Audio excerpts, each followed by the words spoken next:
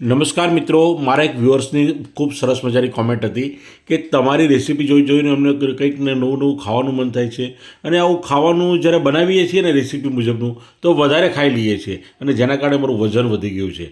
તો કંઈક એવી સરસ મજાની રેસીપી બતાવો. તો આજે આપણે લઈને આવ્યા છીએ ફણગાવેલા કઠોળનું સલાડ.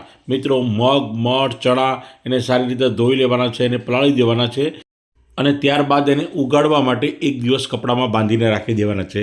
તો આ રીતે આપણે કઠોળ તૈયાર છે.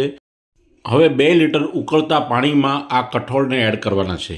પણ એ પહેલાં આપણે અંદર હળદર અને થોડું મીઠું એડ કરીશું અને ત્યારબાદ આપણે આ કઠોળને એડ કરીશું, જેથી આપણા કઠોળમાં હળદરનો સરસ મજાનો કલર ચડી જાય અને એને 10 મિનિટ માટે આ રીતે ઉકળતા પાણીમાં બોઇલ થવા દેવાના છે.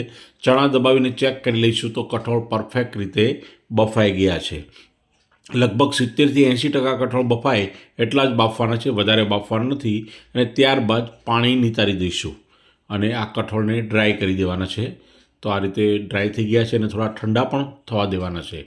અને ઠંડા થઈ ગયા પછી આપણે એક બાઉલમાં ટ્રાન્સફર કરી દઈશું. મિત્રો, આનું સલાડ એટલું બધું ટેસ્ટી બને છે ને કે તમને વારંવાર બનાવવું મન થશે. હવે અમે એડ કરવાની સામગ્રી જોઈ લઈએ તો કેપ્સિકમ, કાકડી, ગાજર, તીખા મરચાં, ડુંગળી, લીંબુનો રસ, મોળા મરચાં અને શેકેલા શીંગના ફાડા. આટલી વસ્તુઓ આપણે અંદર એડ કરવાની છે.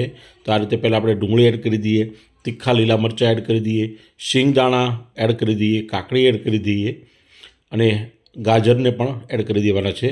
સાથે મોળા મરચાં, તીખા મરચાં બધી જ વસ્તુને આપણે એડ કરી દેવાની છે. કેપ્સિકમને પણ એડ કરી દઈશું.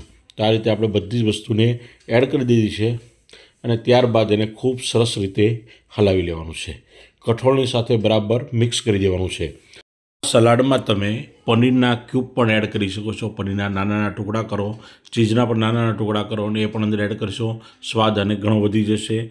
બાળકોને ખરેખર પસંદ પડશે. જો બધાની ડિમાન્ડ હોય તો એડ કરી શકાય, પણ હું અત્યારે એડ કરતો નથી. અને મારા એક સબસ્ક્રાઈબર, મારા વ્યુઅર્સની કોમેન્ટ હતી કે તમારી રેસીપી બનાવીને અમને ખરેખર ખૂબ મજા આવે છે અને એમને હું ખૂબ ખૂબ આભાર માનું છું કે તે મારા વિડીયો રેગ્યુલર જુએ છે, ઘરે સરસ મજાની વસ્તુ બનાવે છે અને વધુ ખવાઈ જાય છે અને વજન વધે છે. એક જાતની એણે મજાક કરી હતી મારા સાથે. તો ચાલો હવે આપણે આગળ મસાલા કરી લઈએ. તો આપણે થોડી હિંગ એડ કરી દઈએ. એકદમ અડધી ચમચી હિંગ એડ કરી છે, જેનાથી આનું આપણે સલાડનું વ્યવસ્થિત પાચન થાય. ત્યારબાદ ધાણાજીરું પાવડર, લાલ મરચું પાવડર, કસૂરી લાલ મરચું પાવડર નાખું છું. એ તીખું ઓછું હોય છે પણ એનો સ્વાદ ખૂબ સરસ આવે છે અને તમારે તીખું મરચું એડ કરવું હોય તો પણ તમે કરી શકો છો.